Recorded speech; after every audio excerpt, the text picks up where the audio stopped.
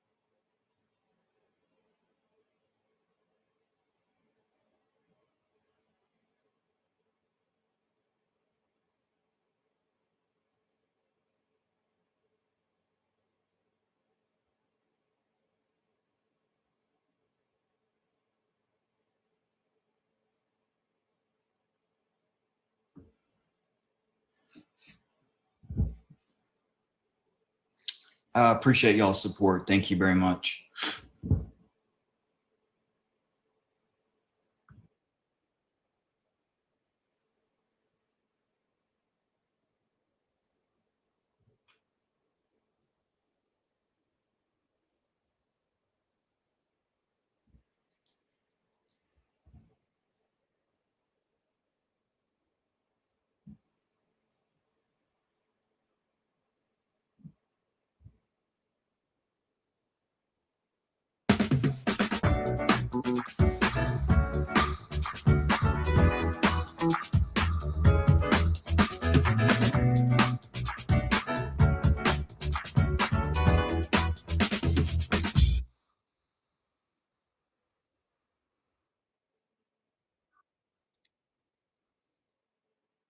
Spot is your modern solution to top-ranked pet insurance in America. With benefits. 1 second.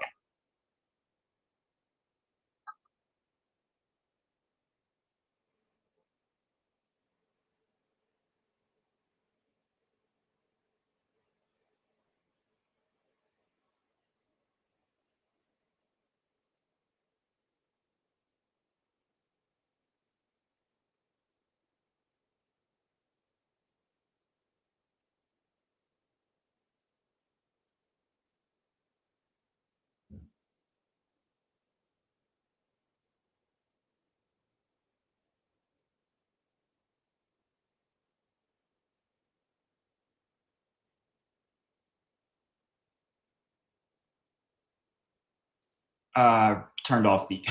I was on my son's account. I didn't realize that. So the ads are getting turned off.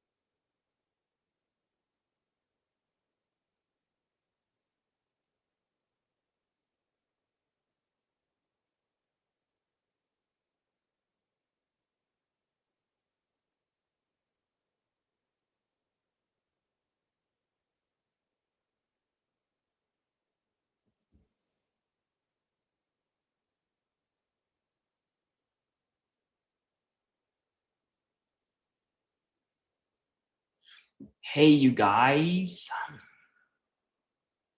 It's me, Blake. Thanks, just common sensing it. Appreciate that. Yeah. If Candace was a Texan, she'd say, "Hey, y'all." Maybe we can get a "Hey, y'all" one of these days.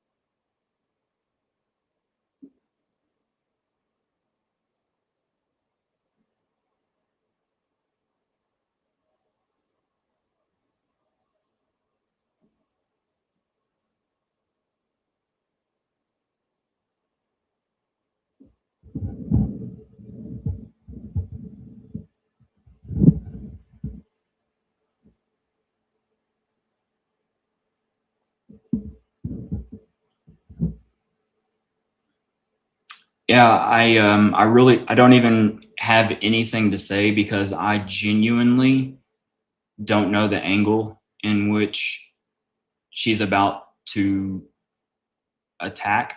I have a pretty good idea, so that's why. But I don't even want to talk on it until we hear exactly um, how this is going to go. But given the fact that Barron is involved with this decision, I mean, that was how she framed the emergency live show, was because of this new development that Barron posted about, and after they spoke yesterday.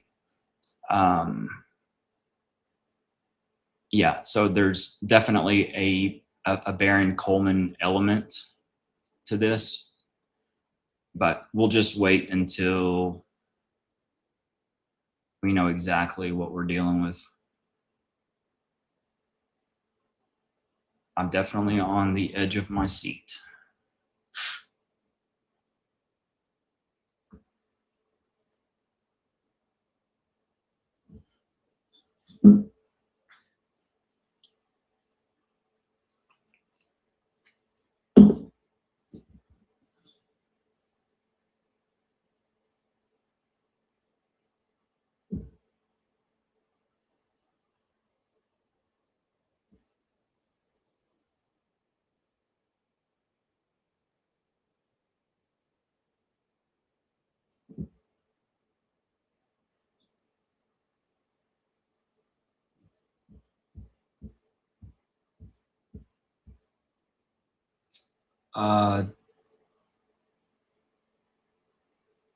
So I think, oh, here we go. All right, you guys, thank you for your patience. Obviously, we're a little early today because we were not supposed to be on air at all today. We don't really even have a show. I think you'll start to realize this is more of an open investigation. We're going to be asking you a lot of questions and asking for your contributions because we are not an expert at everything, or really, I guess, any of the isolated things that we've been covering on this show. We have really been relying on people at home to help us figure out what happened to Charlie Kirk as we've put together timelines and pieces of information. Anyway, the reason I'm on air is because I spoke with Baron Coleman yesterday evening, and he convinced me that some evidence that he knew that I had positively needed to be shared before we went away for 2 weeks. He gave me his reasons as to why it was so significant, and I rebutted about the timing. He obviously knew why we wanted to hold on to it, but I ultimately concluded that Baron Coleman was right. Now is the time to share it and to allow you guys to contribute before we go away. So, welcome back to Candace. Okay, so I think obviously, if you guys have been on this journey with us, you understand what we have been doing here, the strategy. that we have had, information that we have intentionally not released early, that we have sat on, and it's obvious. We are playing chess here. There are a lot of heavy players that are involved in Charlie Kirk's assassination, and we needed to also just be able to separate who are the good guys and who are the bad guys, right? Just because Brian Harpole tells a lie, just because Frank Turek tells a lie, does not mean that every single person at Turning Point USA is implicated, right? Doesn't mean that any person at Turning Point USA is implicated. I needed to fully assess the character of a lot of individuals that were around Charlie, people who I couldn't believe would betray Charlie. I wanted to see who would lie, who would cover up, who would get behind and host commentators who were friends of Charlie Kirk's as they lied through their teeth to the public, tried to dissuade them from looking at certain evidence, telling them this is not possible, this is not true. But most importantly, getting people who were intimately involved on that day to tell their stories over and over and over again. People like Frank Turek, his car ride, which is told differently than it is by Brian Harpole, their memory, very short ride. Both of them telling stories that are not matching the shows that they are choosing to go on when they share it, the terms that they are using, conspiracy theorists, demonic. We needed to see who these people are. Anyway, like I said, I won't belabor the point, but you get it. Recently, as you guys have seen, we have been at long last, after debunking many elements of this case with various things that we have presented to the public exclusively, convinced that Tyler Robinson did not murder Charlie Kirk. Was he an accessory to murder? Did he help out that day? Did he bury clothes at Dairy Queen? Certainly believe he did pick up clothes and bury them at Dairy Queen. I do not believe that he was on campus on top of Losey Center firing a shot at Charlie Kirk's neck. I can say that unequivocally.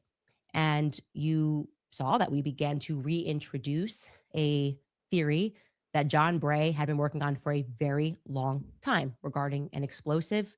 He was convinced from the very beginning, John Bray, that Charlie's microphone was rigged beneath him and that it subsequently shattered. We obviously had those car pics, had been working on that in the background, but what we did not do was release all of the car photos. The purpose of that, obviously, is to see how audacious people will be. Will they lie? Will they lie and pretend that that is just, I don't know, blood drops? No, that's crazy. That's not Charlie's microphone. That's not the Rode microphone. That's something else. It's a pair of sunglasses. And lie they did through their teeth. So we are going to show you additional photos. So I want to say right at the top here, obviously, viewer discretion is very much advised. We are not going to, obviously, we've already seen the other photos. It's going to be very much like that. It's not like you're going to see Charlie's body here, but it will also show you some other details of the car that we can speak to you about and tell you what's missing and why it does not register. Well, none of this registers, obviously, as right in our minds. What happened in this car does not match the stories that we have been told thus far. They're missing a big part. You don't just forget shattered glass, tempered glass from a microphone. How did that happen? Are we going to get a story about a steel chest to go along with the steel neck? Are we to believe that someone did it with their bare hands? Why don't you try doing that? Why don't you try taking a Rode mic and breaking it in your bare hands? That's not possible. Nobody's story told anything about even lifting Charlie's shirt, how that microphone could have broken. And we are now going to put the full pressure on them to do just that. So we're going to take you through a total of 4 additional photos, and then we will give you the close-up. We can now say confidently that there is black, tempered, shattered glass all over the car where Charlie's chest region would have been, according to the story that Frank Turek and Brian Harpole told. So here we go. Let's go through these slowly, and we will start asking questions. So you again see in this photo the Uber bag with the blood on it in the back seat, which I believe was most likely used to wipe hands afterwards, maybe perhaps getting out of the car. I think it's likely, given where Frank Turek was sitting, that that is him. But I do want to also point out this hanger to you.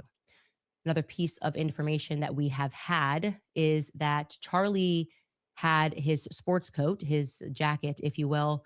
You'll remember that he gave an interview, which was quite mysterious, in my opinion. He went to Salt Lake City and he gave an interview to Restaurantology, I think was the name of the company, before he drove to Provo for this event. And so he had a jacket that he did not wear. Obviously, he was in a t-shirt that stayed in the car. I can tell you that that jacket was returned to his security and made it back to Erica's apartment with blood still on it. It was not collected into evidence. That is an important piece for me to share with you, because the question that it leaves is why? Why was that personal effect, bloodied, returned pretty immediately back to Erica's apartment in Arizona by the security? And again, the reason why I will say that that is an important detail is because the story that Frank Turek tells us is he changed in part because he didn't want Erica to see him bloodied. So are we to believe that they did want to hand him a bloody jacket, hand her a bloody jacket of Charlie's? Like Frank's bloodied clothes would be more disturbing to her. We don't even know why they're bloody than Charlie's bloody clothes. That's where I'm guessing that that hanger is from. Okay, let's go to the second photo. And like I said, we will get closer on this. We're going to talk about that piece of what looks to me to be cardboard. It could be something else. People in the medical field might recognize it. This might have something to do with Brian's story about, taking out, I don't think he said gauze, but packing the wound. Like I said, we'll get a lot closer. That bag behind looks to me like some sort of a medical bag. Maybe it's like binoculars, security bag, something on the go. In the comments, you guys can write to us. And this is, like I said, it's going to be an open episode. We want you to share with us anything that you recognize that you are seeing in that photos, but we could not identify what that brand was in the background. We've looked up different binocular brands. Kelly, look at your text message. Not saying it's anything nefarious, but we would like to identify what that item is. Like I said, we'll get closer. Next photo that we can show you is, I don't know if you can see that clearly on your screen, but in the middle there is just full, shattered, tempered glass. There's no mistaking it. There is no question mark. That is what is in the middle of that car. We will get close on that as well so you can see it. John Bray was telling the truth. And many, many, many people, those who Charlie put on stage and whose careers Charlie built, were lying to you. They were lying to you. They were calling this a conspiracy. It is not a conspiracy. It is not a conspiracy at all that there is tempered, shattered glass with white bits all over the center of this car and into the back seat. So the stories that Frank and Brian Harpole have told to the public, for some reason, don't include this. We were told only his neck was being addressed. They got right to work. He got right to work. Frank was praying in the back seat. They had about 6 minutes on the clock, weaving through traffic at 40, 60, 100 miles per an hour for a ride that Google Maps says is 8 minutes away. And again, if you're able to hit those speeds, it means that you were not stuck in traffic. Why is this detail missing? Let's go to the next photo. That is just, once we get closer, you'll see, I'm just wondering what's under that mat. It looks to me like something that's foil, potentially. And when we get super close on it, you'll be able to see the color of it. And my guess there is that that's going to be something that was in the medical bag, but someone in the comments will recognize it. Let's get into these closer images. Okay. So this particular piece, at first glance, I thought it could be the Uber bag. But then I sort of also thought that it looks to me like it was a lot thicker. And I'm referring to what looks like a piece of cardboard there. It's also separate from the bag, entirely separate from the rest of the bag. And when we look at the bag, it doesn't look like it was ripped into small bits. The whole bags seem to be together. And this, it just stood out to me because it almost looked like, it reminded me just visually what I feel like I'm looking at is like when you burn the edges of a cardboard. I was sort of referencing that when I was a kid and we didn't have lighters. I used to just like grab a box and go to the gas stove and light that on fire and then light the candle and blow it out. And that just is what it sort of looks like to me. Our team also posited that maybe it's just looks that way because it could just be heavy blood, or by the way, it could be something that people in the medical community will recognize. That's a standard, paper brown color, so to speak, cardboard color, so to speak. So it obviously has blood on it. It was just, it looks thicker to me. The way that it's sitting just looks thicker to me. But of course, I could be wrong. We're just allowing you guys to weigh in on that, like what that could be, why that would be separated from the bag, which while it is damaged, the two bags, the Uber bags are together and on the other side and not that drenched. They look more like, again, like somebody sort of wiped their hands very quickly because they didn't have paper towels. Not really having that drenching, and none of the ends of the paper bag look like that. So that's a point of curiosity for us. If we can get to that bag, do we have the close up of the bag? Yeah, that's as I think about as close as we can get to that black bag in the back there. And like I said, yeah, someone in the comments said shirt. Maybe that's funny you say that because somebody literally just said that to us in our marketing department. Said that looks like a shirt. That's the first thing he said. But I'm wondering what a shirt, it's interesting, but does it look necessarily like a white shirt? Again, all open source investigation, want to share this with you so everybody is able to have this at home.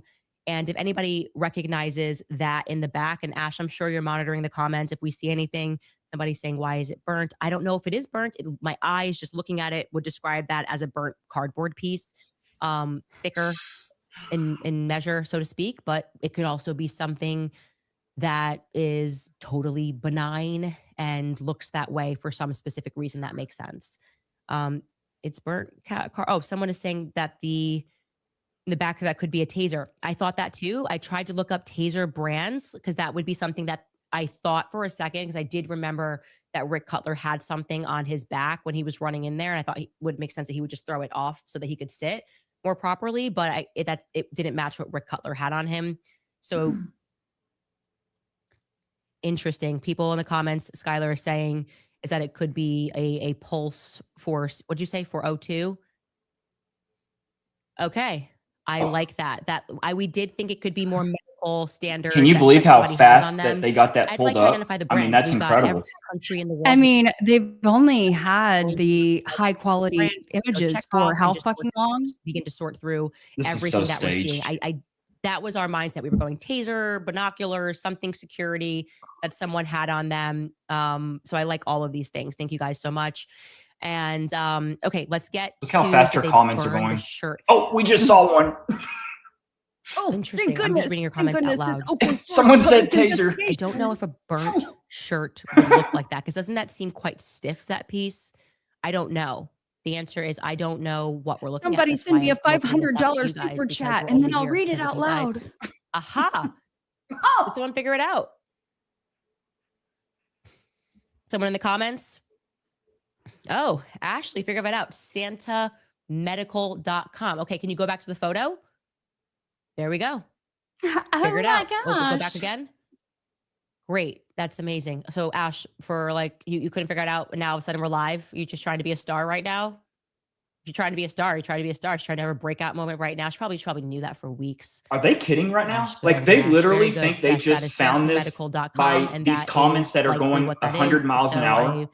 I would assume then that correlates with what Brian Harpole said. He did say, I believe in the Paramount Tactical interview, or maybe actually it was in the Sean Ryan interview, Of course, you know that he had that stuff, but it wasn't relevant to what he was doing. So he may have had that because he was traveling with Charlie somewhere in the back seat. That Oh my God. clocks with me.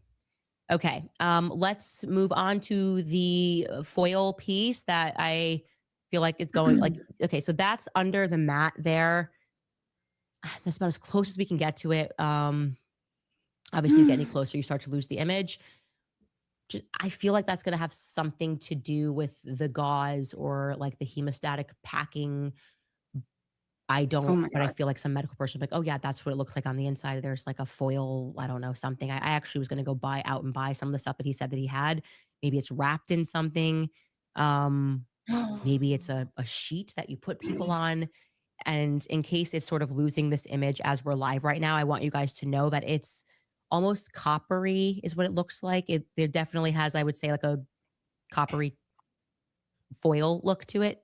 As all of us are looking at that, this is not obviously a clean enough image for us to, know up from down. But that's the best that we have. That we had a question for you guys, and that look into how this can very well be a component of the charge. We did have some people saying that to us that we had asked for their opinion. I'm assuming you're referring to that little cardboard piece. It could be a part of the shape charge. But as you guys know, I don't know anything about that stuff. So I would have to do some serious research to understand that. Ooh, but I've But only been talking to an yeah, expert for I have a 6+ lot of questions months. about that. Okay, let's go to the next close up so we can now say officially beyond a shadow of a doubt that we are looking at glass. Okay, it's glass. It just is black glass, tempered glass on all over the car. Especially this is now, as you saw, in between the two captain chairs, right about where if they were taking it off of Charlie's shirt or body, we would expect to see that. I had whipped up a scenario where rather than providing CPR, they may have, what Frank may have been doing, which got blood in his hands, was trying to get Charlie's shirt off of him, because I do not believe for a single second that scene took place at the hospital. And this is just undeniable now. This is undeniable. So find your commentators who called it a conspiracy and laughed now and said this could never, well, this never, these are the worst people. Many of them across the many events Charlie had put on stage and given a spotlight by Charlie Kirk. And they are now full-time trying to convince you that you shouldn't believe your own eyes and you should trust the feds. I know vengeance does not belong to me, but I have to tell you, it is really hard for me to curb the frustration, the anger, the disappointment, and equal parts rage that I feel toward those people. Ditto. Here it is. Any questions about whether that's tempered glass? Now, you can say, you can't necessarily, we all agree it's glass, but it's definitely definitively not the car glass. But you could say, okay, let's arrive at this point. We'll say, I agree. Charlie's Rode microphone is shouted on the car, but it doesn't mean that it was rigged. Let's play devil's advocate. Doesn't mean that it was rigged. Okay. So tell us how it was broken in the car. You go be the conspiracy theorist, because that's what you're going to have to do. Your stories are going to have to get dumber and dumber. And while you're at it, could you also tell us why it is that, despite telling what happened in that car many times, oh, I didn't realize my kids were on the back seat, they heard everything, Frank's praying, we're speeding, we're weaving through traffic, I'm just packing that wound. Nobody mentioned this? Nobody mentioned this at all? By the way, one of the immediate questions I had was, well, why didn't we see, as they were carrying it to the car, as they were carrying Charlie to the car, why didn't we see some of that fall down? I had no idea that this is sticky glass, that there's an adhesive that is attached to it. Like, think about when you put a screen on your phone, it literally, if you look it up, tempered glass phone, it's an adhesive. So it actually sticks everywhere. It sticks once it's on a fabric, it sticks. Oh, so now that's how it's going to stick to his body. I'm just going, This is a okay, well, joke. and there is some that actually fell in front of Charlie, and John Bray's getting me those photos when there was an immediate impact, like that pieces that flew. And you know what it does? It actually answers a question that I've had for a very long time, and we are declining to show the photo because it's so graphic, of why they held Charlie, and forgive my language, why they held Charlie like they were a bunch of assholes as they carried him to the car. Nobody was focused on securing his neck. Duh. His neck was literally flopping. Okay. We have those images. The audacity of Brian Harpole to sue me over his incompetence You can't call me incompetent. Watch the way Charlie is carried to the car, case closed. Okay. His neck is literally flopping, and it seems like they're more concerned with holding him here. Again, we didn't have time to edit the photos in a place that I felt would have been comfortable, but Charlie's head is literally flopping, and it's like they're more concerned with his chest. They don't care about his legs. They don't get, it's like they're concerned with his shirt almost. Like his shirt is actually almost, it's coming up. You can see his torso. You know what I think? I think it's plausible. It might not be right, but it's plausible. Is that if you had a bunch of tempered glass that was sticking to him as a fabric, you would bunch up that shirt like it was a purse to make sure it wasn't seen by the public. This is insane. Your focus would be actually Charlie's shirt. This is and insane. If you go back, there's no way that many men could not hold Charlie flat and secure his neck properly as they got him into the car. That does not make sense. How many times have I said that? Big bad security, like, why is that? $1 million of years being spent on the security apparatus, and you guys can't hold them flat? And this? Why is his shirt up at all? Because I think you're scooping something in there. Something's there that's sticking. That's an opinion, not a fact. But I'm going to think while it's still legal to do so, and it's barely legal to do so. So we can totally dismiss what everybody has told you about this theory not having legs, because now they need to tell us how it happened. Are they going to say more miracles, more Judeo-Christian slop miracles that took place that day? Or maybe Andrew will issue a tweet. Maybe Erica will say that he went rogue. I think Andrew Colbert might go rogue again today. And he's going to say, we called and we asked, and it was a miracle. Not only did Charlie's neck stop, 3,000 pounds of energy coming at him, ricochet off of the back of his spine, but it also moved forward and shattered his mic, which was placed here. I don't know. If he's got a steel neck, I'd assume he has a steel rib cage or something. And he probably saved a lot of people. If that mic hadn't shattered, Charlie Kirk would not have saved more people that day, because the bullet was doing magical things. I think that's what we can expect, because I've run this with Barron. I've run it with Tim. Like, give me the other side. We all have to acknowledge that this is the Rode mic. How did it break? Maybe it was Frank, through the power of prayer. They're going to give us this slop, because that's what it is. They're serving up Christian slop. They think we are stupid and we are easily manipulated, and that all we have to hear is Lord, them on stage talking about the Lord, Dana sounding like she's channeling demons on stage, talking about the widow, and we're all just going to get in line because we're so dumb. So maybe that is going to be their next move. They're going to say, Frank Turek, through the power of prayer, this secondary miracle happened in the car, and the mic just shattered. Or maybe it was when he was doing CPR. He just had an incredible hand, and that was when he attempted it. He forgot to mention that he accidentally, and then it shattered. Even though that'd be impossible to do and impossible for him to illustrate, you have to understand these were extraordinary times. Your move, Turning Point USA. Your move. What's your explanation? Your move, Blake Neff. Your move, Charlie's real friends, to make sense of how his microphone ended up in a bunch of bits in his car. We'll take a brief break, and we'll just be right back. All right, you guys, our great nation turned 250 this year. We represent 2.5.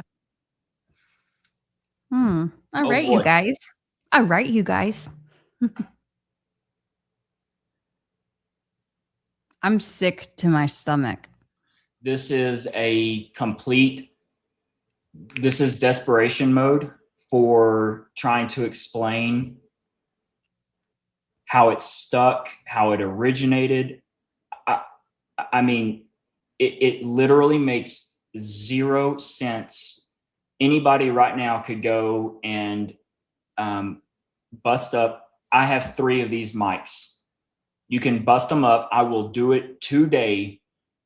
And I would challenge anyone to try and have that many little pieces stuck as you're upright. Try and do this whole thing. Even go and get all the pillows in your house and have your spouse tackle you over onto the ground. I don't want anybody to break their arm. And then if you have kids, go get all the kids in the neighborhood or round up 8 of them. And y'all carry somebody, try and run 60 yards. And go even further. Try and be put into the vehicle. A vehicle, have your garage open with the door open. And I would challenge anyone to see how much of all of those little bits and pieces are going to end up in the floorboard of that vehicle. I will actually do this weekend, and we'll do it live. I will literally do this, and I will show how literal. Okay, hang on, here we go. We're getting some comments here, so I will offer some of the suggestions that you guys are offering. As someone said that piece of foil under the map could be like a hypothermia medical emergency blanket. I could definitely see that. I do remember what those look like, and that tracks with what we saw with our eyes when people are getting cold. And that is part of maybe they had the it, kit. I don't know, his kit. I mean, there would have been a lot. He'd be turning into Mary Poppins. Part of the medical kit. Had it in the car because he was traveling with Charlie. So that is an option for sure. I don't know that we'll ever be able to get a clear answer on that because they've not told us really what went down in that car.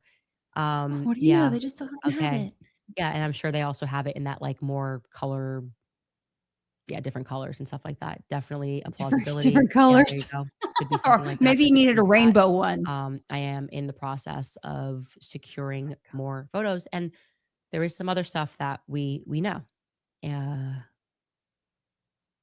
been watching this play out, and trust me, it has taken a lot of patience, a lot of patience to know that the first statement, I'll agree, is not going to win this. It's not, the conspiracy is too big to try to win this by having a bunch of commentators come out and spin stories, and you just have to be slow and allow them to walk themselves into a trap. And that's what we have done here. The broader question, of course, is what does this mean for Turning Point USA? What does this mean for Turning Point USA? Andrew Colvat, the spokesperson. This would require a response, Andrew. This would be the public wants to know why or how it shattered, and also why and how Frank and Brian Harple seem to have forgotten about that in their many retellings of what took place in that car across multiple interviews. Why nobody mentioned this? Where is Charlie's shirt? Andrew Colvat, you're the spokesperson of Turning Point USA. Where is Charlie's shirt? To the people that are working at Turning Point USA, any of this strike you as odd? Do you really think that by putting stickers on the ground that say for Charlie, you guys are for Charlie? We have t-shirts that says for Charlie. Really? You're for Charlie? I wonder about that. I wonder about so many people at that organization. And I have to say that the response to this will give me the answer. It will furnish the answer, because you can only play stupid and make excuses for so long before you are simply siding with plain evil, satanic evil, to be clear. Mm. But what of Mikey McCoy? Here, I'll tell you my perspective of Mikey McCoy. I know there's a clip going around, and I told you guys from the very beginning that one of the things I was told about Mikey in the hospital was that they were lying. If you go back and watch our episodes, I said really early on that them saying that Mikey was amazing, Erica the first to say it at the podium, he was amazing, he snapped into action, that was patently untrue. Mikey was the most emotionally impacted. He did not have it together. And a clip went around showing Mikey. I don't know if you guys can pull it, of him when they were carrying Charlie's casket out of the hospital. And you catch in the background, Mikey looks like he's physically sick. This clip, I don't know when it came out. It recently went viral, but I've been telling you the whole time that Mikey that was in the background, that was physically sick, is what I was told from the very beginning. Mikey was impacted by this in a way that leads me to believe that Mikey did not know that Charlie was going to die on that day. Do I think Mikey knew something was going to happen with the speed that he called his wife?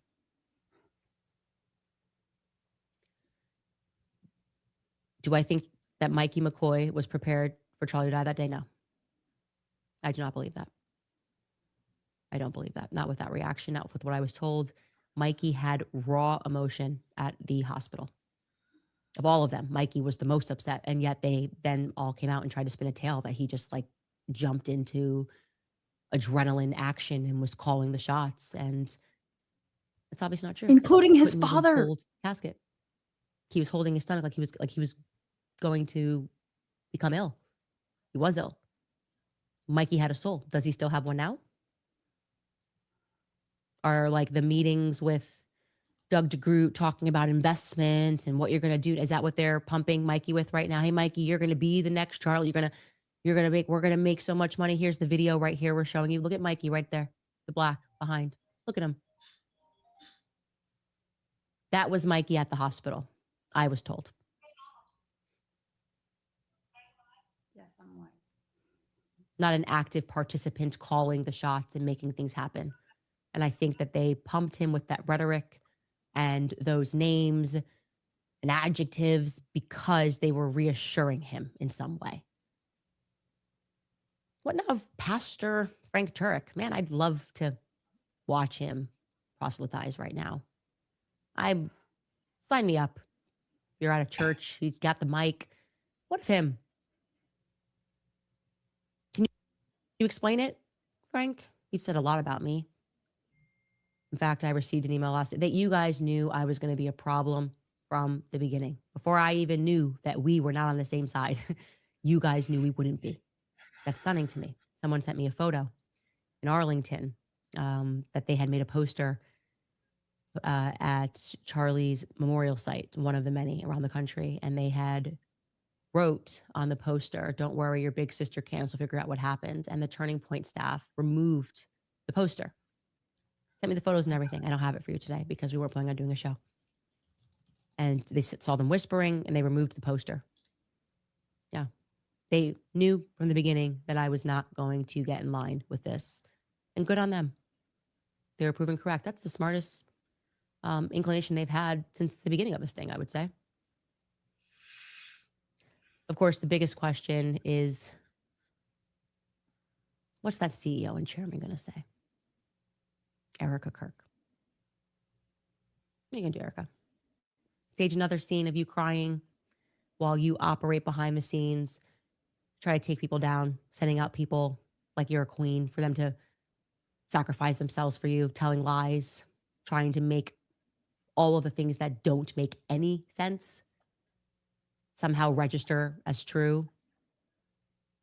How's our emotional asset doing today? Anybody want to check in?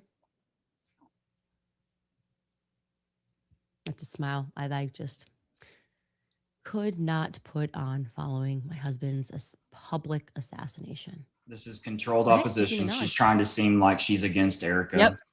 Yep. Haven't seen her that happy Limited really hangout since, I through think the the definition. I happiest put the definition never up saw earlier, Erica but only my chat can when see she it. walked out to that stadium on September 21st, and the whole world was with her.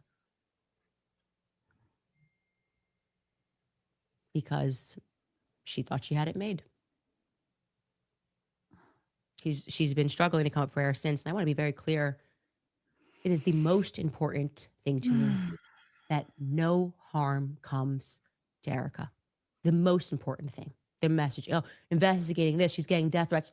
No, let's be very clear on my intention in this investigation. I want Erica to outlive everyone.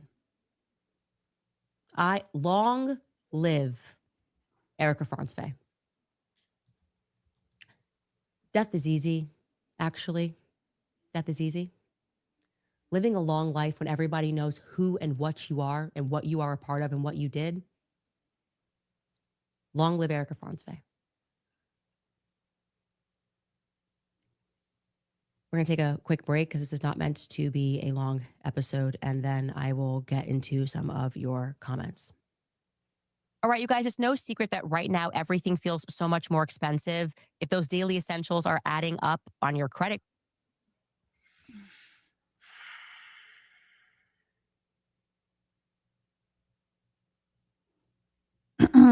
Well, in case y'all didn't know what a limited hangout is, you're witnessing that, in my opinion, right now. It's controlled op. She has to seem like she's against Erica. She has to seem like she's going against Erica.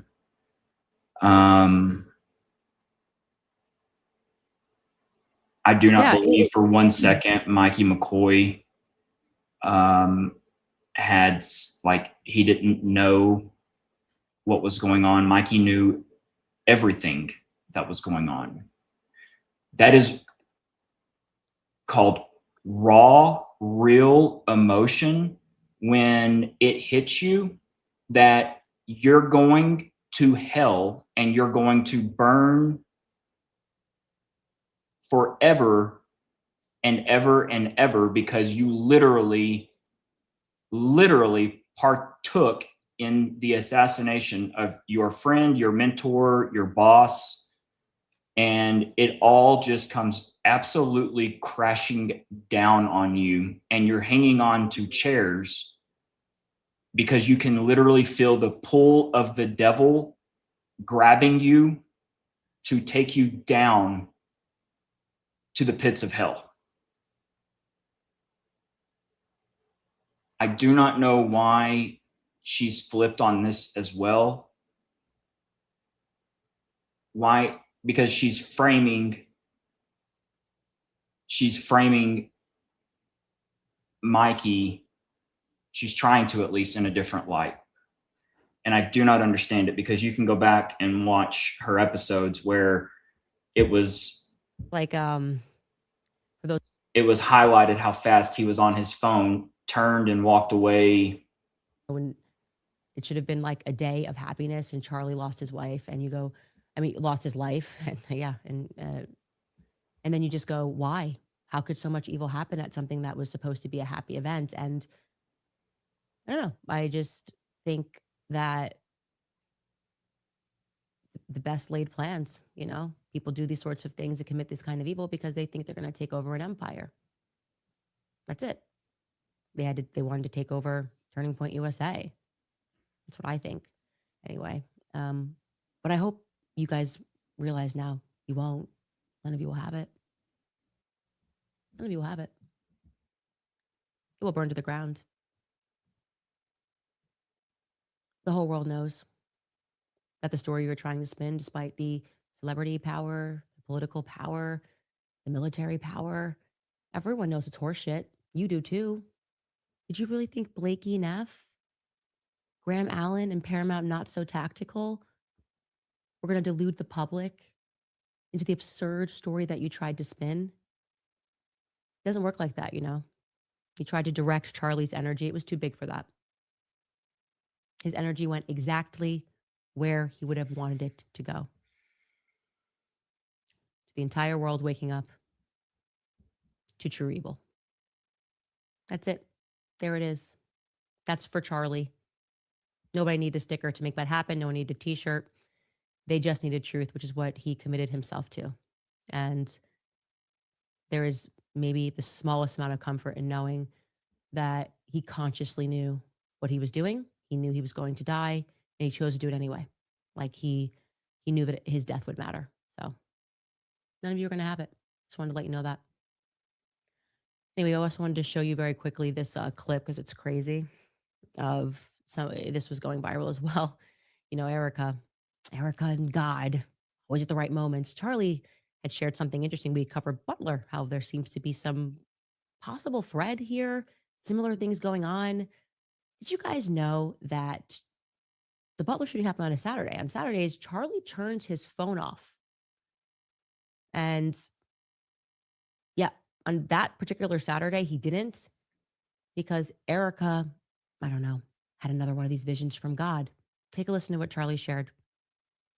Tell us about how do you find out about this happening? I keep asking everybody this. Yeah. Tell us what your initial reaction was that night. It was a really strange day. I usually turn my phone off on Saturdays. I honor the Shabbat, and I'm not Jewish, but I think it's important that we Christians do. And yet I had my phone on because I was trying to help make J.D. Vance the Vice President of the United States. So it's just had some calls to make. Let's just put it that way. We'll put it that way. And so my phone was on, and Erica, my wife, was like, "Yeah, I think God wants you to have your phone on today." I was like, "Okay, sure." So we went down to our complex has this big gym, and I had my daughter in my arms, and I just like turned to the television You can screen. come out. That's it. And because I saw That's it. You can. That's it. How strange. Gosh, she's just so plugged in this way. God wants your phone on. And wow, he probably was like, my wife, she really just is so godly. Yeah. You should ask her who in her phone is saved as God in her as a contact. Is it Bibi Netanyahu? I mean, I do think maybe God told her to have your phone on that day. I just don't know who she saved in her phone as God. It's all so despicable. It's all so despicable. You cannot make it. It takes so much out of me to understand, to comprehend what these people not did to him, are currently doing to him. They can't stop. They can't stop. They can't just stop and go, you know what? I actually don't want to burn in hell for an eternity. And is there still a window of opportunity for people who are in there who, yeah, do I know more stuff? Yes, of course I do. I'm not an idiot. Why doesn't Candace just drop everything she has in one episode? Oh, yeah. I love checkers. Why doesn't she just say everything so we can just all commute and change our stories and make everything fit and then stick to it? You guys think I'm an idiot? Do you think I'm an idiot? Did you really think I'm going to be tempted by Paramount not so tactical? I'm just amazed at the stupidity, the people they're sending out. We deserve better psyops. We really deserve better psyops. People with a higher IQ. Anyway, top comment from yesterday's episode from Coop wrote, obviously we are watching the greatest investigative journalist of our time. You're watching a mirror. It's you guys at home, people that are invested in sending tips, and you have a very small, hardworking team that is ready to read through everything and to do the work because there was a real friendship. Charlie had a friend in me. He did. We had great times, and he should be here raising his kids. I don't know what else to say. Like, it's such a weird thing to watch them try to change everything that he stood for, lie to us about who his friends are, who his friends were. I mean, we had really great times. We had just so much laughter, so much fun, so much exhaustion, so many Starbucks coffees. He always texted, oh, can you go down and get a latte? Can you go down and get a latte? 5 a.m. Like I said to you guys, the early morning Walmart stuff, when your suitcase didn't go through, a broken suitcase, got to go through the airport, got to find a cheap one. Do I look good in these sunglasses? I'm going down to the southern border. Like, he had so much personality and so much energy and a vision. You can't kill the visionary and replace us with the occult. Replace it with the occult. That's what you guys registered to the public as, a bunch of occultists. It's dark.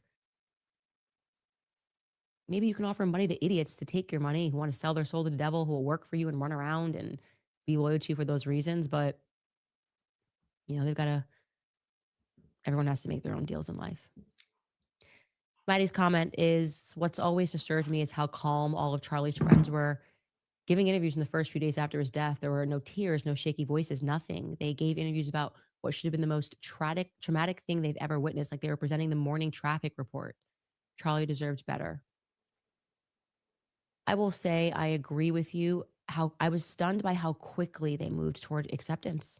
Like I did not accept it. I don't accept it. I now accept he's dead. He's not coming back. I had to close that, whatever mental derangement I went through for as I was grieving, that I wanted to believe that he was in like witness protection in like New Zealand or something. Like I just needed to find a pocket of the internet that made me think he was still alive. I had to get to that part of acceptance. Charlie's not coming back. You're never going to be able to talk to him on this earth. Um, I had to swallow that. And that, that took me until Q1 of this year. These people were on the news like, yeah, it's legacy. This is what he wants. And let's go forward. It's for him. Not to be morbid. Husband's dead. Turning Point 2.0 is here. And we sold a lot of hats. And he's in the office. His spirit's in the office. Get to work. God told me. Comments coming in right now. Go Max writes, I am thankful each and every day that you use your platform for truth. Charlie was and is blessed to have had a friend like you. We should all hope for a friend like you. May you and your family be protected always. We love you. Keep going, Max.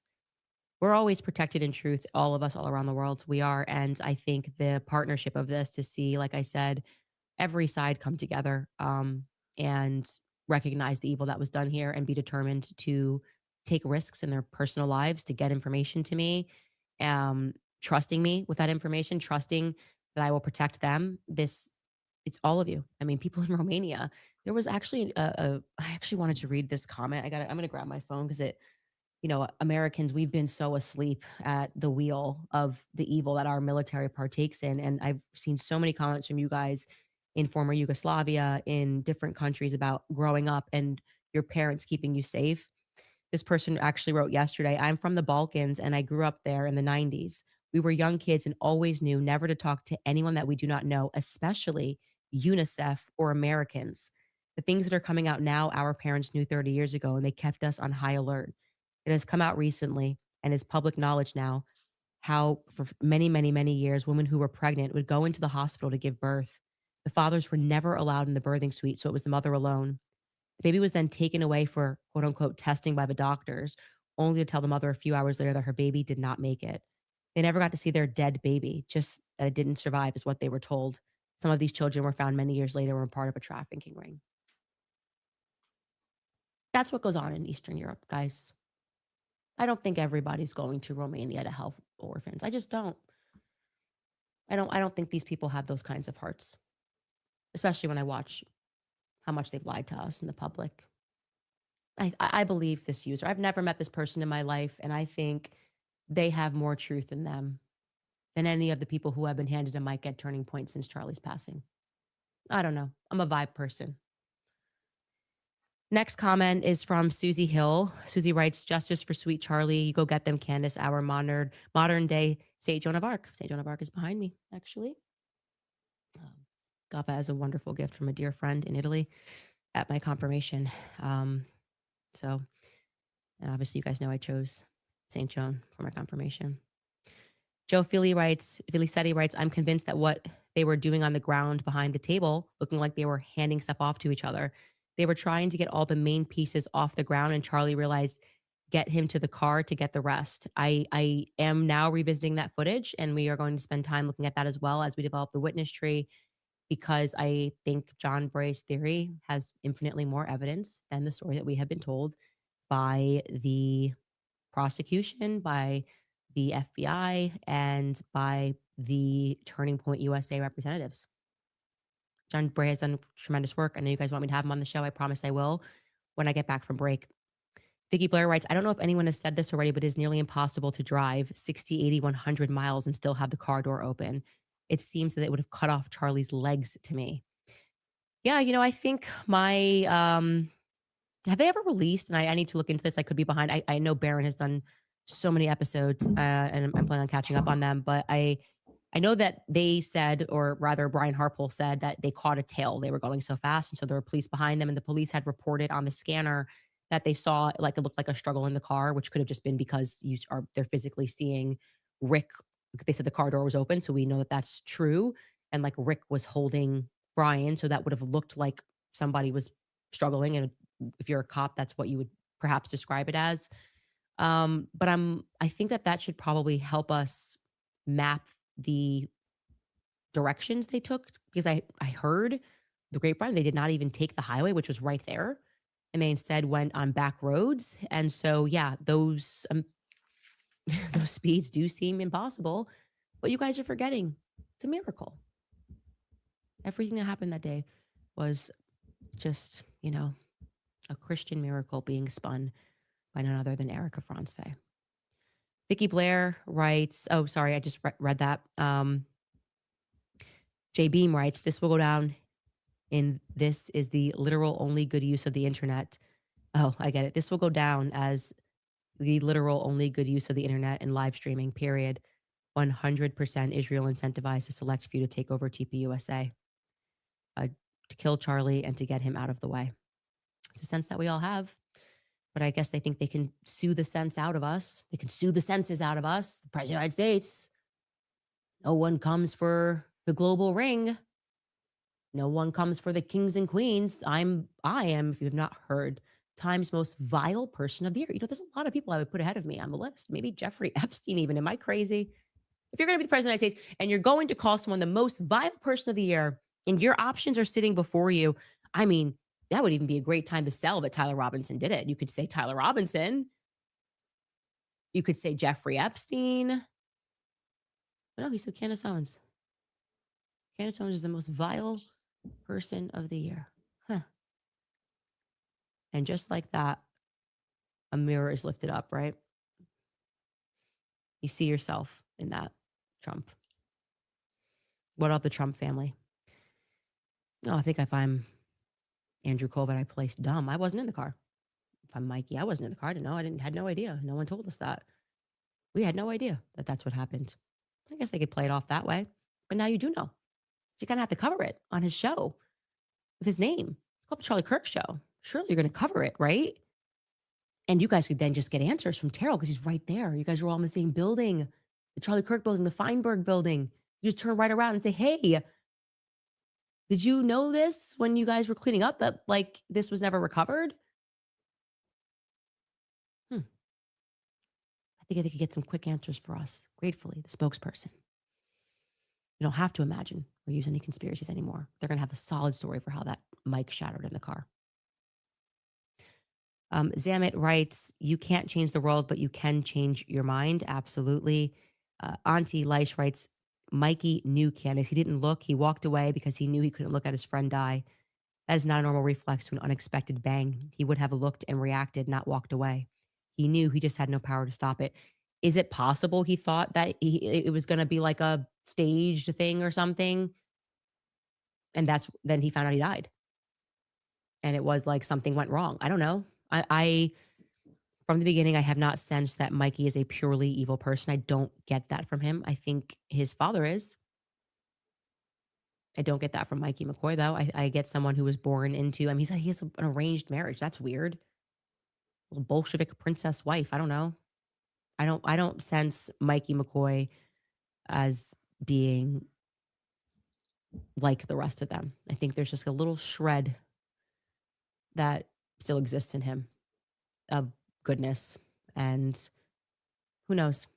I will tell you that we will have no doubt who the good guys are and who the bad guys are by the time we're done with this stuff, because there's a lot more information that we have had, but we wait for them all to lie on the record repeatedly.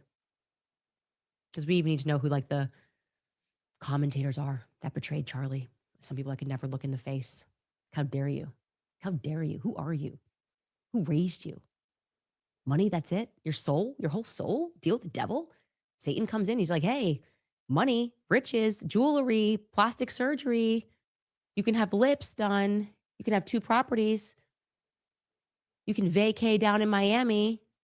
All you have to do is let Charlie Kirk die and play your audience like they're dumb when it's so obvious that they're being told lies. And that's it. You're like, yeah, cool. Hell in eternity. That's great. As long as I can get that beach house in Miami. Life's a blip, people. This ain't it. This ain't it. You can't take it with you when you go. Anyway, I think yesterday that I said to you that accidentally said that we wouldn't be back until August 13th. that was not accurate. I obviously, I thought 2 weeks was August 13th. It's actually July 13th. So we will be off air until July 13th. And this surprise show, I'm trying to work through book club. So I might just do it from Spain this weekend. Um, and yeah, anyway, thank you guys for being on this journey. It's been a heavy one. And thank you, Baron, for telling me that this was the right time to do this. I think you are totally right.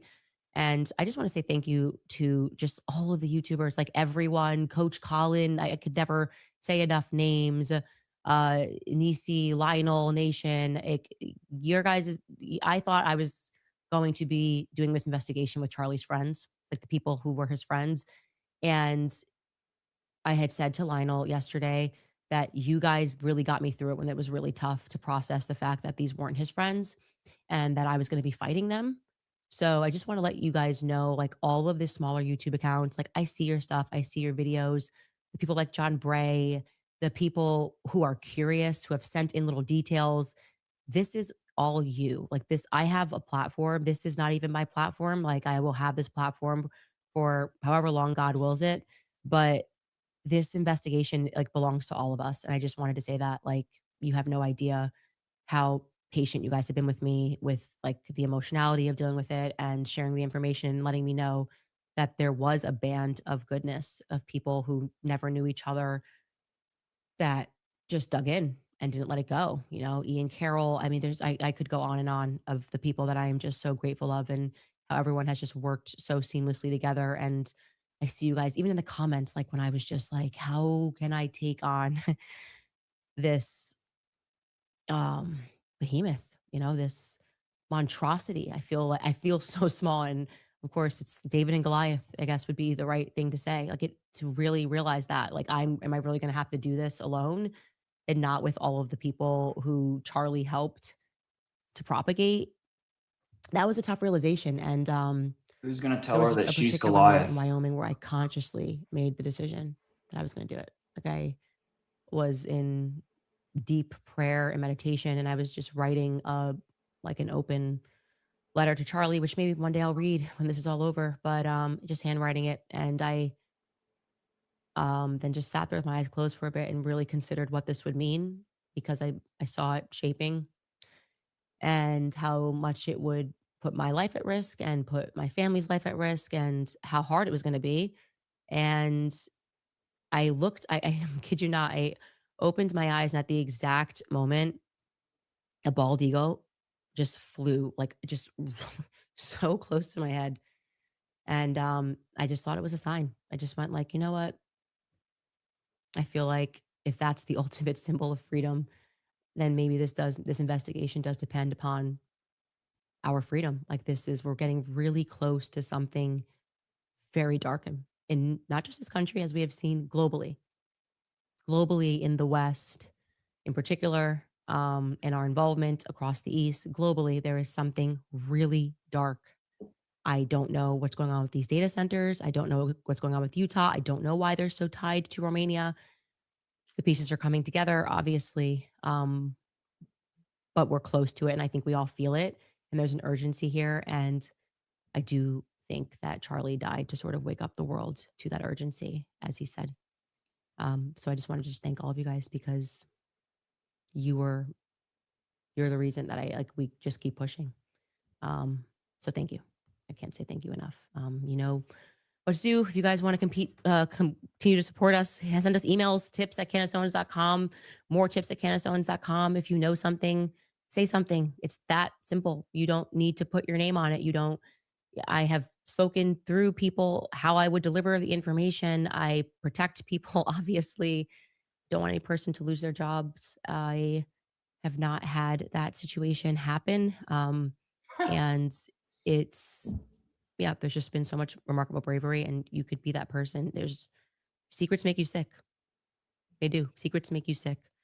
And it's not worth selling your soul to the devil to stay God, quiet that is and rich. support this kind of evil on this scale. That is rich. More tips at CandaceOwens.com, tips at Candace.com, CandaceOwens.com, and our website, obviously, is just CandaceOwens.com. This day went a lot different than I thought it was going to be. We will email you guys with more updates regarding the book club. See you guys when we're back. A great trip. Vacation. All right.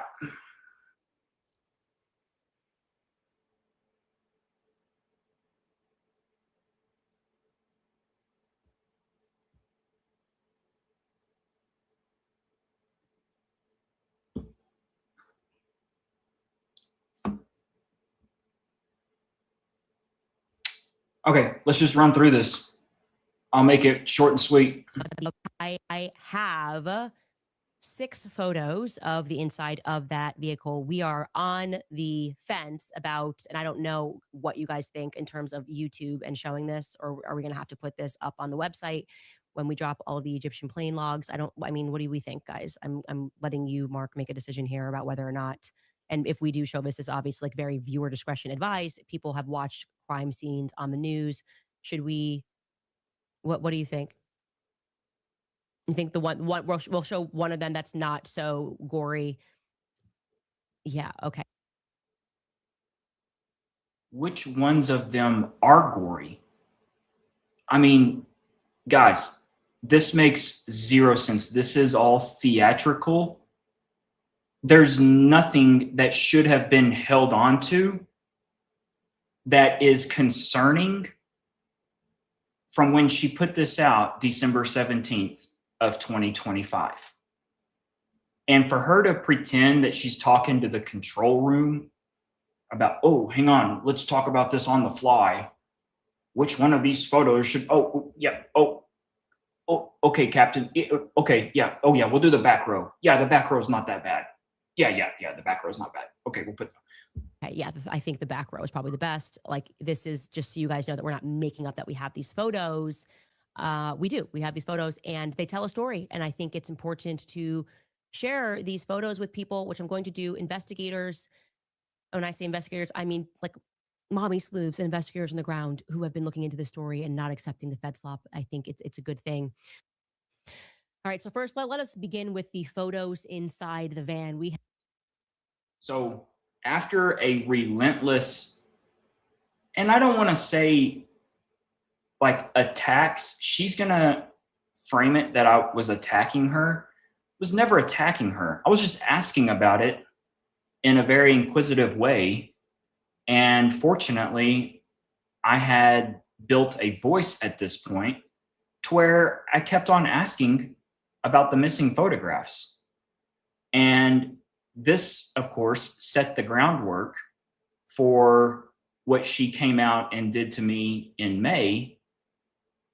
But I mean, this would have been, I don't know when this would have been talked about, but this was the whole thing that she basically was upset with me over, is because I'm the one that kept asking about these photographs. So luckily here we are in March now. Had only showed one. I'm going to show you this one here so that you guys can take this. Here is a closer bit. I do want to point out that it does very much look to me like there is some sort of shattered glass in the back. I know some people think that this could be a part of his mic that he had on him. And so I just want to say that I do see that all across the back seat, which is interesting. And I know some people are working, Baron Coleman being one of them, working on trying to examine why they told the story about how Brian Harpole was hanging out of the SUV, which wasn't the circumstance when they pulled out. So it's a bit confusing. Hopefully this helps. Here is another photo, and I should have said viewer discretion advise. They had told us this story about how they had so much gauze and so much and all this stuff. We were able to find basically what you see in the corner there that kind of looks like a UPS ticket, like a UPS. Yeah, I guess you could say a UPS package ticket. What that is actually Instaclot, and which is essentially instant gauze, and there's just one on the floor. So unless he opened one and then put the rest of the packaging in his bag, which would be unusual, there's only one on the floor there that we could see. Hopefully, again, having looked through these photos and taking a look around, if you are one of the people, and this is another side angle, if you are one of the people that has been working on this story, you can, hopefully I'll just see you in the online universe, and I can share these photos with you because again, this now feels important, BS. and I don't trust. I have no understanding as to why Turning Point USA would not share every piece of footage they have. All right, so you heard Candace, and in her own words, she's very open and willing to sharing these 6 photographs with all of us citizen journalists. Here's the problem. Candace has only shared 3 of the 6 photographs that she was given. So I have these questions. Were the 6 photos taken on September 10th, 2025, or were they taken at a later date, like September 11th or 12th? Where were they taken? Were they taken at the hospital, the wrecker service, or somewhere that we don't know about? What was the exact date and location of their capture? Is the person who sent these to Candace someone affiliated with the federal government, the state government, or Turning Point USA? What is that person's specific affiliation? I believe this is very important because it will shed light on possible motivations for the leak. If this was someone like Frank Turek or Terrell Farnsworth who sent the photographs to Candace, does she know if the Utah County District Attorney's Office is in possession of all 6 unedited photos? Is the person who took these 6 photos the same person who sent the 6 photos to Candace? Because they could be different people. Who is responsible for editing out parts of the SUV, and why was this even a thought to do so in the first place?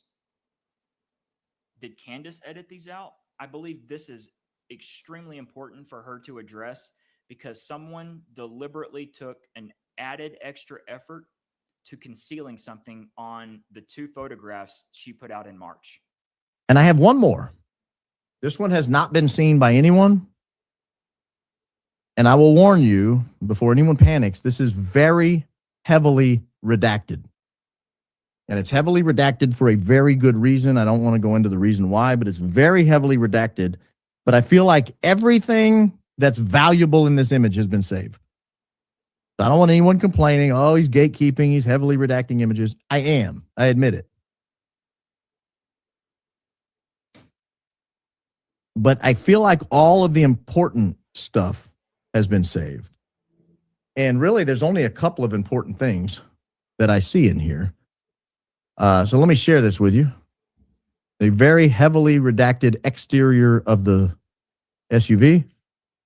You can see here some sort of, I don't know if these are scratches or if they look like scratches to me of some sort. And the reason I'm showing this is there was discussion on the police scanner, if you recall, that there might have been some sort of a struggle in the vehicle. One of the police scanners said they were following a vehicle. Someone was hanging out. They thought there might be another victim, that they were not aware of what was going on in the car. And so I wanted to show the exterior for a couple of reasons. One is it possible, and I don't know, is it possible these scrapes and scratches came during some sort of an event that happened while the car was moving? Like somebody's equipment or zipper on their jacket or something hanging off of their belt was flapping against the car while they're doing 60, 80, 100 miles an hour, as Brian Harpole described, going down. Totally staged, bro. So they cleaned up all the blood and then sprinkled the fragments on top of the seat. Do we know where the missing 3 photographs are and who sent these to TCO? Things aren't adding up. I know I've seen all the 6 photos. That's what. One of them I showed you today. It was just heavily redacted. I've seen the other 2 as well. They showed nothing. All they show is the front of the car and the back of the car. There's nothing at all visible. There's nothing. That's why I didn't bother showing them. There's nothing at all pertaining to the case. Like there's no evidence. There's no anything. It just shows that it's a 2024 Yukon and it shows the license plate. And I wasn't sure about showing the license plate on here because people get all weirded out anytime you show anything remotely personal. So I didn't show that one. And the other one just shows the grill and the lights. So those are the photos. The other one is the one I heavily redacted. So those would be pictures 4 and 5, the front and back. And the 6th photo is the side of the car. And I just heavily redacted it. There's a reason, but I don't want to go into it. Okay, number one, this is April 22nd. This car, this SUV, this Denali XL is long gone. It's long gone. The license plate issue absolutely has nothing to do with keeping someone private. The car was long gone. I've been contacted by people that were there at the hospital, and that SUV, the inside, what Candace has put out is I have absolutely not what they saw.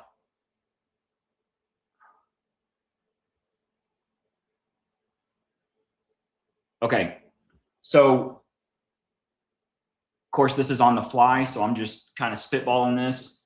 Number one, my biggest takeaway is who in the hell took these photographs? Okay, there is no reason that Candace frames this today as she's holding on to something because it's going to yield or it's got some sort of evidentiary meaning behind it. She's playing chess. Literally, there's nothing new in these photographs other than they absolutely show that somebody has gone in and staged or moved things around to make it more believable. When did this happen? Y'all, and it's DoorDash, not Uber, doesn't matter. Who put the sacks up on the seat and moved things around? Where's this? Who moved the seats back? The middle seats, the middle captain's chairs. Who frosted out the glass? Why? Why is the glass frosted out? Who moved water bottles to the front or another water bottle? I mean, if you're cleaning stuff up, you just pull the water bottle out. This is a deliberate effort to stage it further, and it absolutely reeks of someone trying to mislead an investigation. Absolutely reeks of it. All of this on the fly business where she's talking about, oh, I'm going to pull up what this is. Like, y'all, that was so coordinated and staged. It's not even funny. It happened too fast. It's too perfect. Like, this was all an attempt to further push people onto the wrong track. It's too forceful.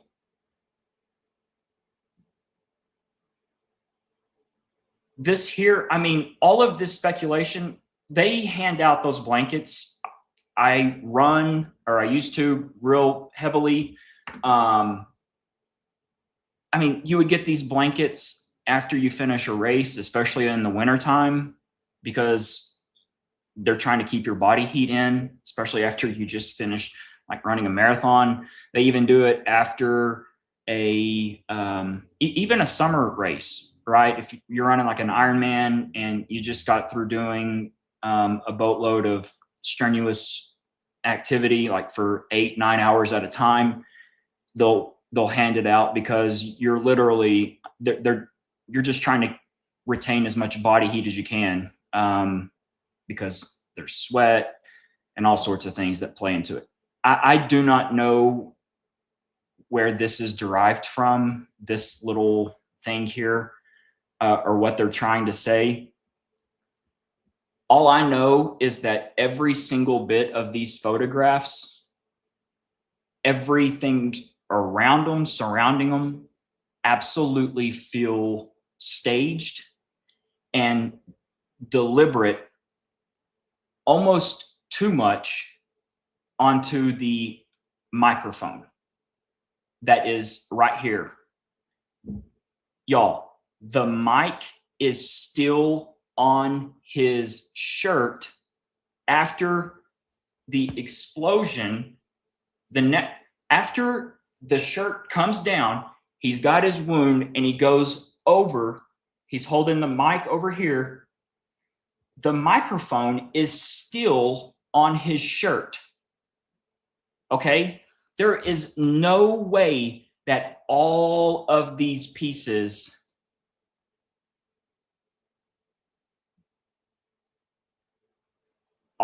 even down here, that they're somehow going to make it in its entirety. As he falls over, he gets tackled by or thrown down by Dan. His shirt comes up to his belly as they start to carry him. They're running to the SUV. They put him in the SUV on a incapacitated body that appears to be not conscious. And somehow, as his neck is still bleeding, somehow all of these black pieces literally all make it right there in the floor without any blood that's around them, like gobs of blood, none of that. Like, it's staged. That's what this is. This is staged. Okay? It's absolutely beyond me.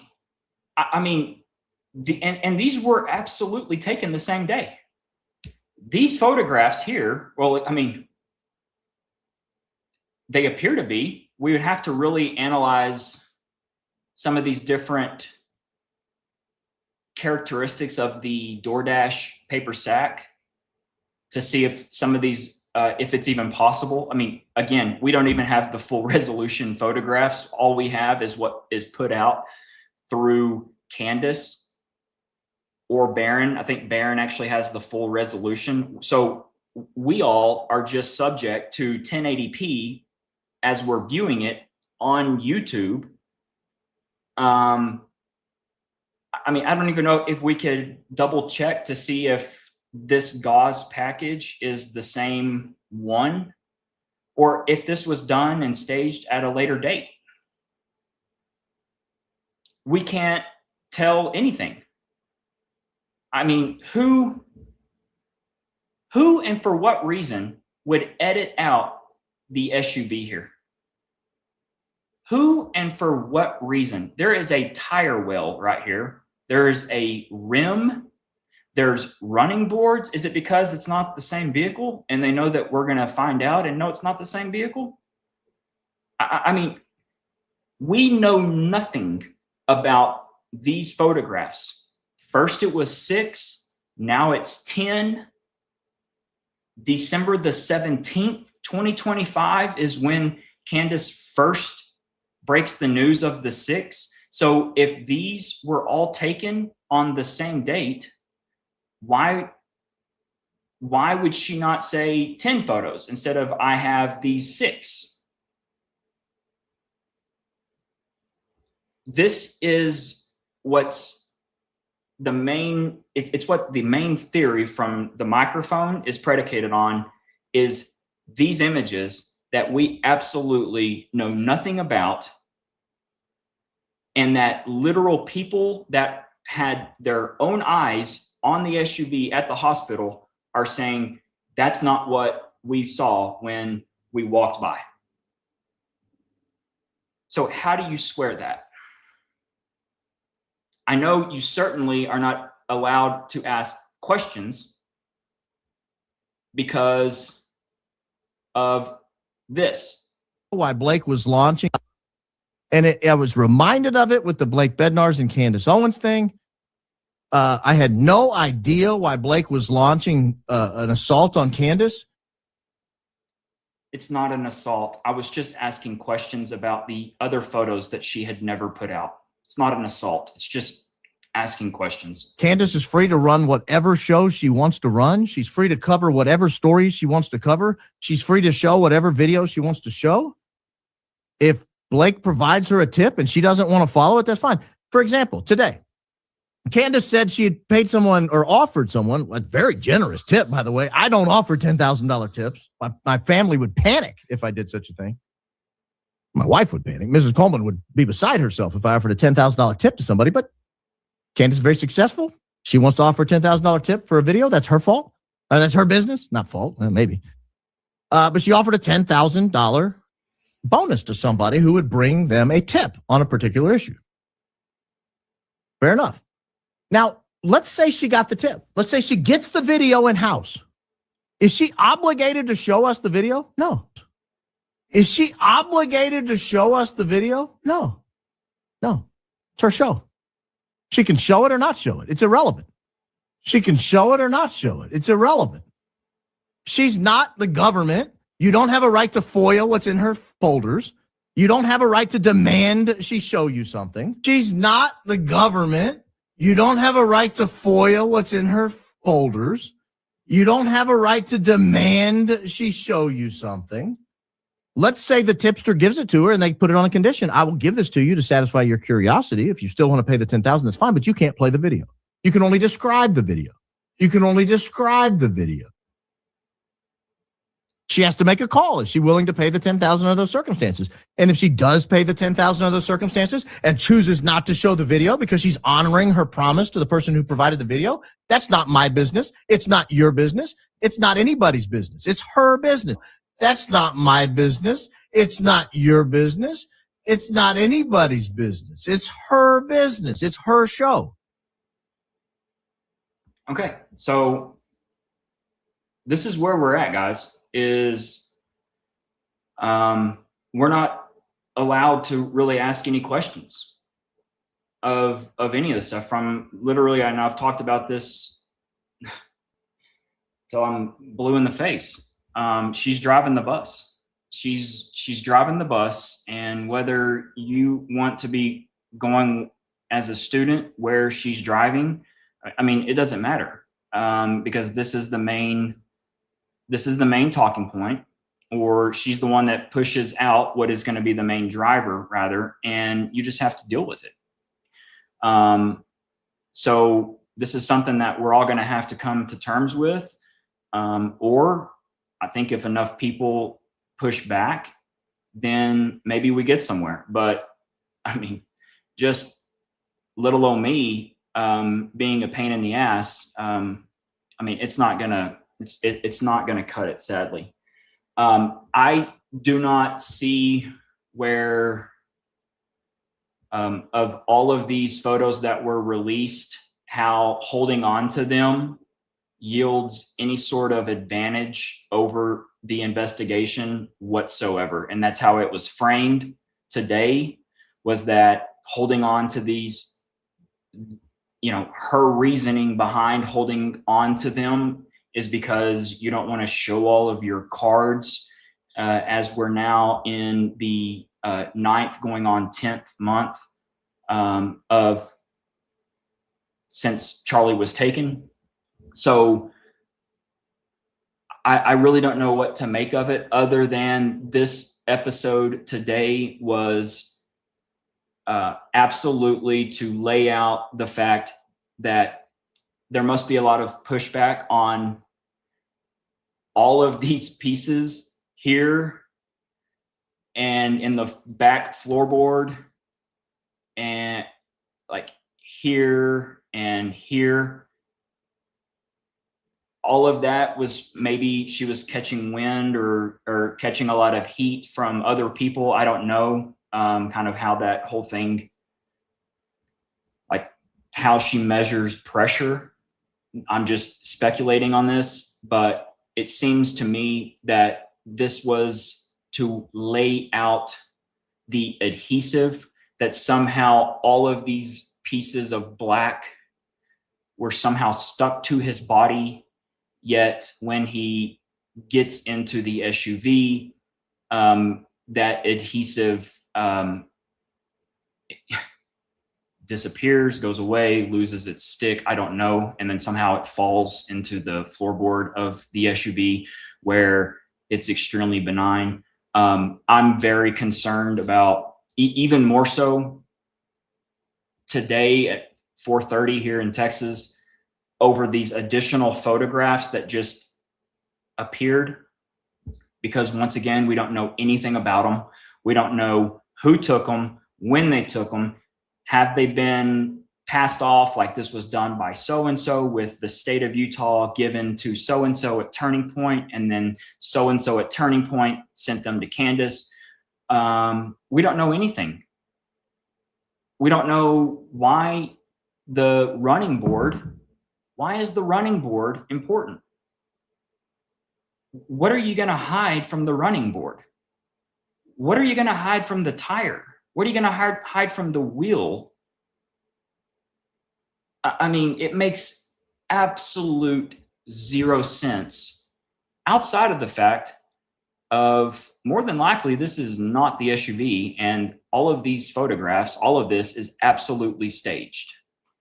And it's just quite interesting to me because, of course, John Bray has his theory of the microphone, and she very bluntly states that John Bray has been looking for these photographs, or he's been looking for this evidence of this possible occurrence.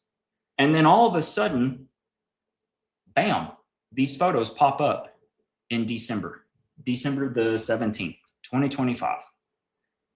I mean, y'all, it makes no sense.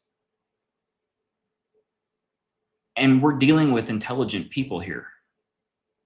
So are they just counting on people not paying attention or connecting all of this stuff together? I don't know. But this is not like some accident or something of oversight or carelessness. I mean, this is very deliberate. This is very, very deliberate. So, yeah, this is not what I was, well, I didn't know. I really didn't know what I was, what we were going to get today. Probably if there would have been a multiple choice test on this, I would have probably never have picked, we're going to get 4 additional photographs from inside the SUV that actually show the SUV staged even more by moving the paper sack around it's incredible to me.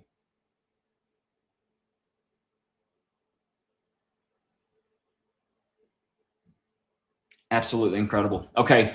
That's all I've got for today. Honestly, I thought this was going to go towards more of the Barron photograph that he put out today.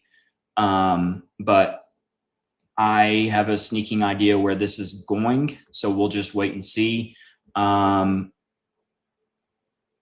yes, I will challenge anyone. I'm going to try and do this experiment because I have 3 of these Rode mics myself, and I'm going to shatter them into, I'm going to bust one up or all of them up and into this style of,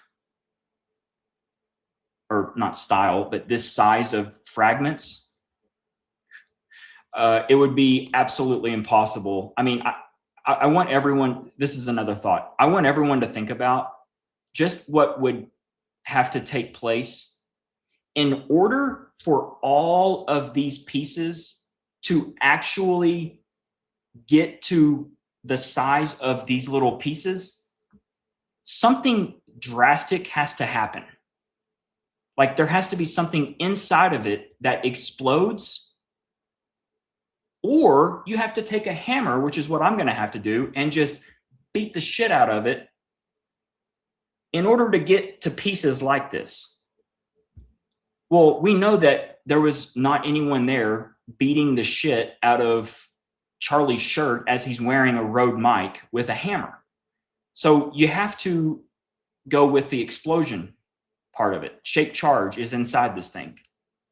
You mean to tell me that that microphone changes chemically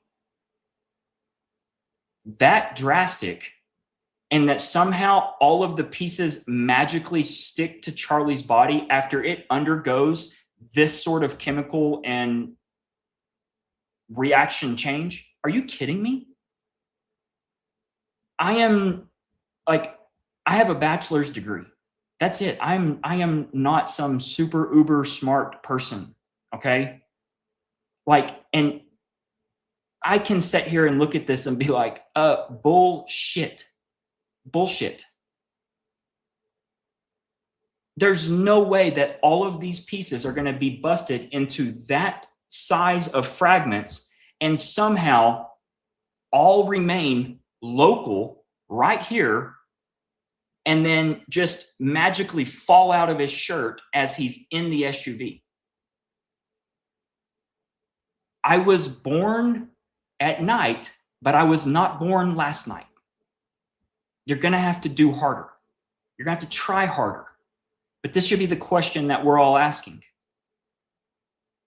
Candace is going all in on this. This should wake every single person up and be like, hang on, something's not right here. And I can see exactly where this goes. The microphone goes to Philip Goldsberry.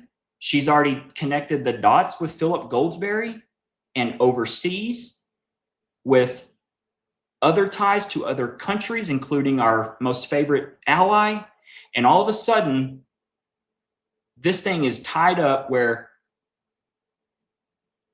it's Philip Goldsberry who put it on, who was given the microphone from somebody overseas because his dad is a pastor and has ties to overseas.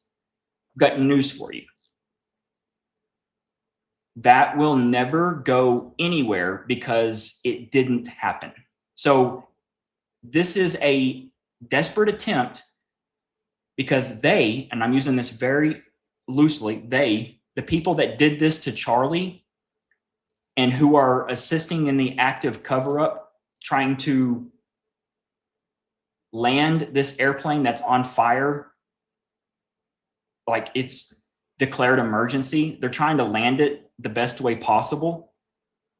And quite frankly, they know there's no way that you can explain away a gunshot with everything that went on with the t-shirt. There's no way. Absolutely no way. 0% chance. So the only thing you have left is to concede that something happened under his shirt and go with the idea that as long as we have the wrong thing, it still doesn't lead to any sort of consequence or repercussions for any of those involved. And so that's where, yes, it did happen under the t-shirt. We all can agree. But if you pick the wrong thing and start tying it to the wrong this or that or Philip, I mean, where does that leave you? You're still wrong. So it would be a different story if the microphone was not right there, plain as day, invisible. After the t-shirt stops doing what it's doing, you can still see it. It would be a different story if that were the case, but we can see it. We can still see it. The necklace chain is what goes first.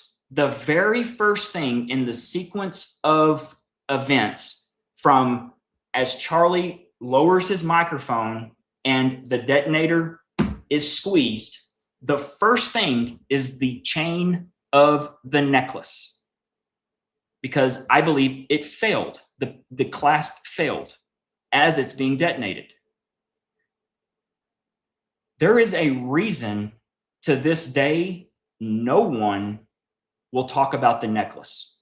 No one. you'll see Gary, Paramount Tactical, talk about the mic, and everyone's going all in. People that I used to debate with that were all about Team Candace in spaces and stuff, that used to say comments like, oh, why are you upset with Candace? Is it because she doesn't agree with your explosion under the shirt theory? And then now, all of a sudden, magically on June 26th, we've got now these people that are all pushing this mic thing. Like, it's insane to me. It's absolutely insane that they think that we aren't going to notice all of this. I mean, what grand epiphany do you really think Candace has had over the last week that she hasn't, like, she hasn't arrived at back on the day that she got all these photos, which is December the 17th, 2025.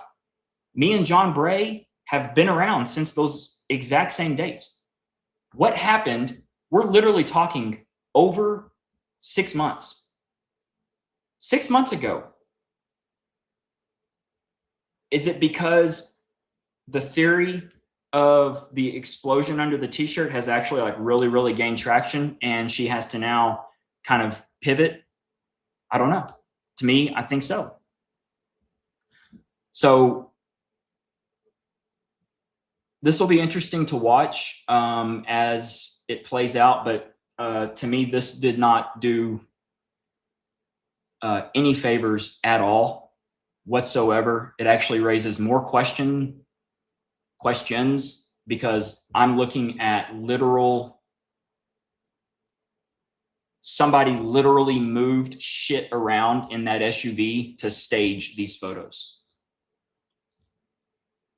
Even more. Even more than they're already staged.